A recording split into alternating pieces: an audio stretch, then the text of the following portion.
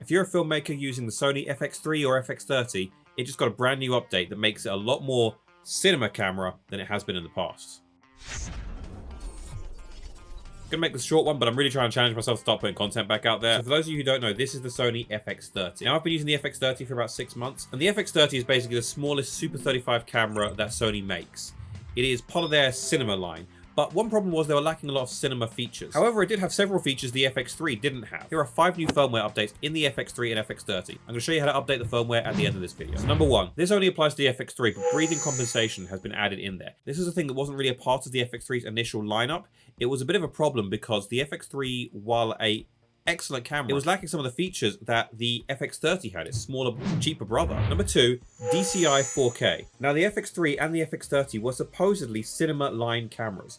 That meant they were supposed to be for cinema projects, but they could only do 1/50 shutter, which was fine in the UK because that's the electrical hertz and we have to be at 172 degrees instead of 1/80. It's a complicated electrical thing. Blah, blah, blah. Now, DCI 4K is cinema 4K. That is the 2:1 aspect ratio, which is wider but includes a much larger resolution than the traditional UHD 4K did. This is kind of what it looks like in regular 4K, but this is the DCI 4K. So pretty much the same setup we've got going on here, except now it is a much wider field of view, and it includes a lot more resolution because of it. I'll have the numbers listed somewhere here that basically show what the difference is between DCI 4K and UHD. Number 3, as part of that DCI 4K, what you're also getting is true 24 frames a second. Now, this is a very big deal, especially for Netflix productions and things like that. This camera could definitely now be using them for cameras that shoot in true 24 frames a second, as opposed to 23.976. Now, personally, I've never really had a problem with this, but the cinephiles out there will know that it's considered a bit of a faux pas to shoot a feature film on not 24 frames per second exactly. I don't know the exact reasoning behind it. If anyone knows, just let me know in the comments because I can't remember the exact details right now. I'd have to Google it or ask ChatGPT or something. Now, in addition to the 24 frames a second, we're actually now getting the 1/48 shutter, which is great for you cinephiles out there who are getting annoyed with the 1/50. We still don't have shutter angle, which some people consider a huge issue. I think it's just a matter of convenience at this point. One of the bonuses now of the 24 frames a second is that I can now shoot in 48 frames a second. Number 4, these cameras are now anamorphic ready with an anamorphic de-squeeze option on the monitor. When you're filming with anamorphic lenses, content is squeezed basically in order to fit as much into the frame as it possibly can.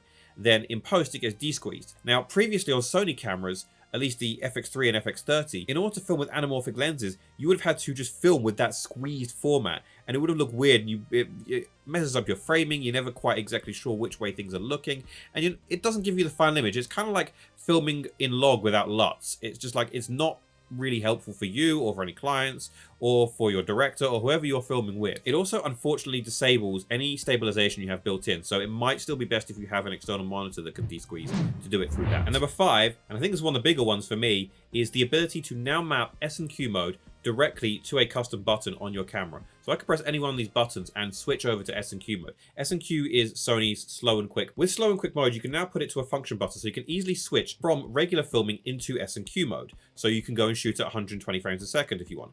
So this easy quick switch mode is pretty useful if you ask me. A lot of people are saying that perhaps these functions should have been in there from the start, and I'm not one to criticize for people delivering what we wanted and giving us a better camera. At the end of the day, I'm really happy with this update. I'm really happy that this camera is getting new and better features, and I hope this continues.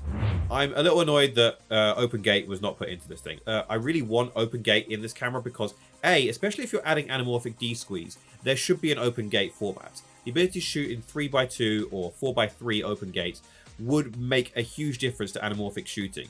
Also, it's 2023. A lot of people shoot vertical format, not just on their phones anymore. They shoot vertical on this camera to deliver it in a format like this. Now, when you're shooting in a 3x2 ratio, you can actually crop in much better. The ability to shoot in Open Gate would have been a really nice addition. Hopefully, they'll continue with these updates, and Open Gate will be one of these things before. I've spoken to actually an engineer at Sony Japan, and it was actually on one of the things that I suggested to them. Now, I'm just going to do a quick demo for those of you who don't know how to do this update. This is how you're going to be able to get the update. Very basically, just go to Google, search for download Sony FX30 or FX3 firmware update. We're going to be doing the FX30 version for a demo. Go to support for ILME FX30. Then, once you're on that page, scroll down to FX30 or FX3 system software firmware update version 2.0. It'll be version 3.0 if you're using the FX3. It comes up with this notice. If you have a FX30 that hasn't been updated from the factory settings like mine, I had to download version 1.05 first, which is this one, and then download version 2.0, the latest update. Click on it, click download, scroll down. You can read all this if you really want to, but, you know, Sony's just going to own your soul either way, so click download. Then you take your SD card, it's going to go in your camera, you put it in your SD card reader, or into the reader in your laptop or whatever, plug it in, and then just take the body data.dat and copy it in there.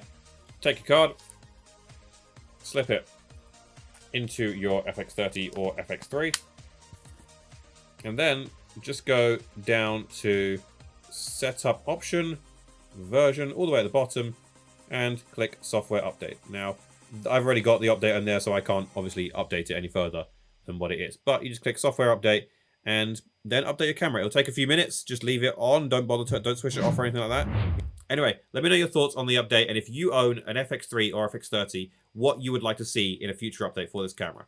Thanks very much. I'll see you next time.